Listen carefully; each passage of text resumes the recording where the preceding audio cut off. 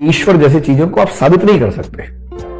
मानना है तो मान लीजिए, आपकी आस्था का मसला है, आप माने ना माने आपकी चॉइस है। लेकिन यदि कोई दावा करता है तो उससे बड़ा बेवकूफ कोई नहीं है। दुनिया में एक भी व्यक्ति ना तो साबित कर सकता है कि ईश्वर है और न ही साबित कर सकता है कि ईश्वर नहीं है। देव विद्या, दैव विद्या, छत्र विद्या, नक्षत्र विद्या, भूत विद्या, भूगर्भ विद्या, सारे विद्याओं के ज्ञाता थे नारद मुनि, लेकिन स्वयं को नहीं पहचानते थे। सारे विद्याओं के ज्ञाता थे लेकिन स्वयं को नहीं जानते थे, नहीं पहचानते थे। और जो स्वयं को जान लिया, स्वयं को पहचान लिया, वही ईश्वर को जानता है। सदगुरु सदाफलदेव जी महाराज ने एक वेद लिखा जिसका नाम है स्वरवेद महाग्रंथ। स्वरवेद, उसी के नाम पर स्वरवेद महामंदिर धाम भी बना है वाराणसी में, जो दुनिया का सबसे बड़ा साधना केंद्र है।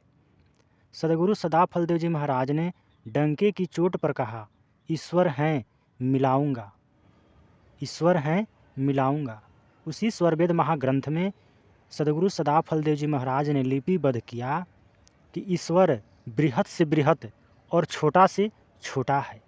उसी में स्वामी जी ने लिपिबद्ध किया कि धन मद, बल मद, जाति मद, विद्या मद सब त्याग।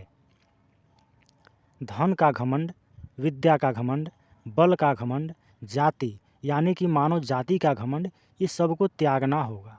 उसी स्वरवेद में स्वामी जी ने लिखा सृष्टि के बारे में, प्रलय के बारे में, दुख के बारे में, सुख के बारे में, ईश्वर के बारे में बहुत बातों को स्वामी जी ने समाधि अवस्था में होकर लिपिबद्ध किया।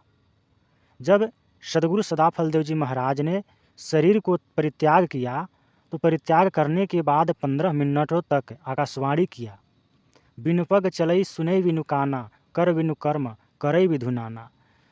रामायण की जो चौपाई है, उस चौपाई को स्वामी जी ने सिद्ध करके दिखलाया कि योगी जो है बिना कर का सारे कार्य को करता है, बिना पग का चलता है, बिना वाणी को बोलता है। स्वामी जी ने इस चौपाई को लिपिबद्ध किया और उन्होंने मानव को यह बतलाया कि ईश्वर हैं मिलाऊंगा। लेकिन अब एक बात आता है कि कोई किसी रूप में खोज रहा है, कोई दूसरे रास्ते में खोज रहा है, कोई दूसरे रास्ते में खोज रहा है, कोई वेद पढ़ करके जानना चाहता है उसको, कोई किताब पढ़ करके जानना चाहता है उसको, कोई ग्रंथ पढ़ करके जानना चाहता है उसको, तो वह मिलने वाला नहीं है। केवल पढ़ने मात्र से वह मिलने वाला नहीं है। उसके लिए सबसे पहले स्वयं की परख होनी चाहिए, आत्मा की परख होनी चाहिए। जब आत्मा को परख लेते हैं, आत्मा की ध्वनि को श्रवण करने लगते हैं, तो वह परमात्मा को, वह ईश्वर को हम जानने लगते हैं, समझने लगते हैं, उनसे मिलने लगते हैं। सर, आपने कहा कि ईश्वर से मिलाने की जो बात करता है वह सबसे बड़ा मूर्ख है, तो इस बात में मैं आपको गलत ठहराता हूँ कि आप गलत हैं।